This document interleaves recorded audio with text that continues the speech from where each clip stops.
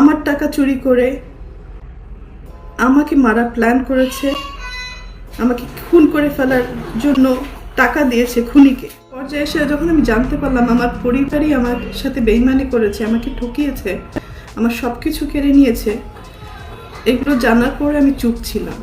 দীর্ঘ 2 দিন যাবৎ আমি আসলে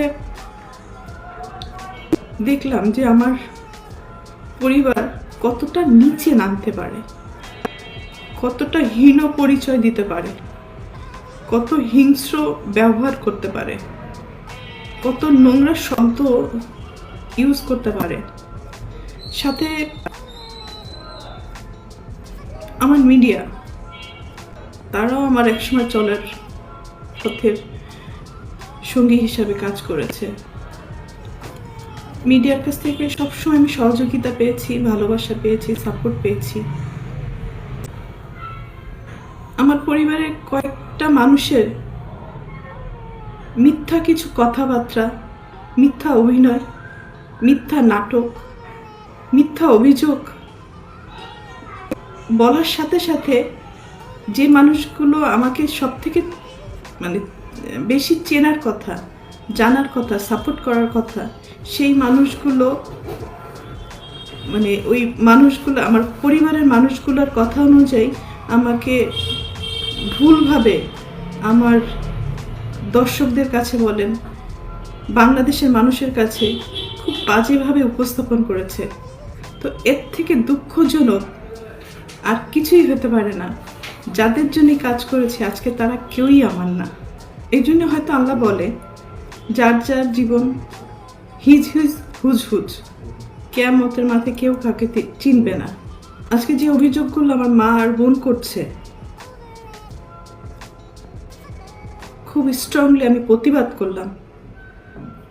এর পুরোটাই মিথ্যে, বানোয়াট, এবং তাদের স্বার্থ উদ্ধার হয়নি বলে আজকে সত্য একটা জিনিসকে অসত্য বলে প্রমাণিত করার চেষ্টা করছে।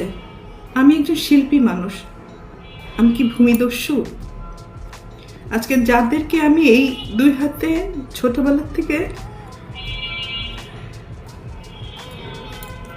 লালন পালন করেছি, যাদেরকে আমি মানুষ করেছি, আমার জীবনের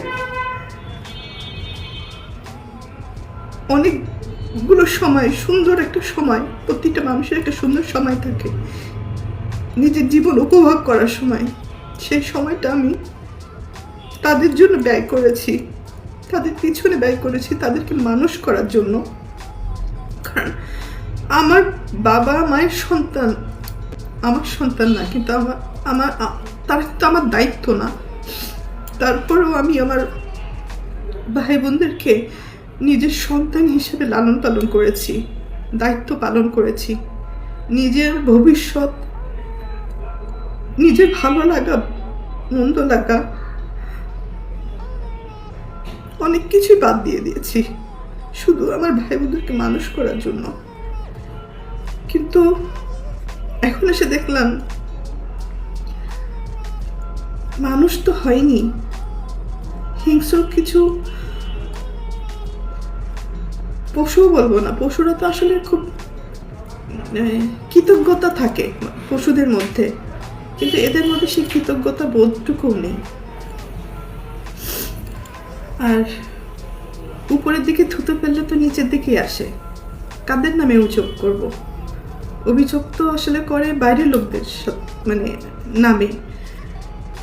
আর আমি যেহেতু আমার ভাই বোনদেরকে, আমার বাবা মাকে অনেক ভালোবাসি, যার কারণে আমার জীবনে আমি অনেক কিছু ফেস করেছি। তাদের দ্বারা নির্যাতিত হয়েছি, লাঞ্ছিত হয়েছি, অপমানিত হয়েছি। নিজের এত বছর যে আমি ইন্ডাস্ট্রিতে ইনকাম করেছি, তারা আমার সাথে বেইমানি করেছে। আমার সমস্ত অর্থ আমার কাছ থেকে নিয়ে নিয়েছে। আমার টাকা দিয়ে কেনা সয় সম্পত্তি কোনো কিছুই আমার নামে ছিল না, আমার প্রত্যেকটা ভাই বোনের নামে ছিল। আমার অ্যাকাউন্টগুলো শূন্য ছিল, এবং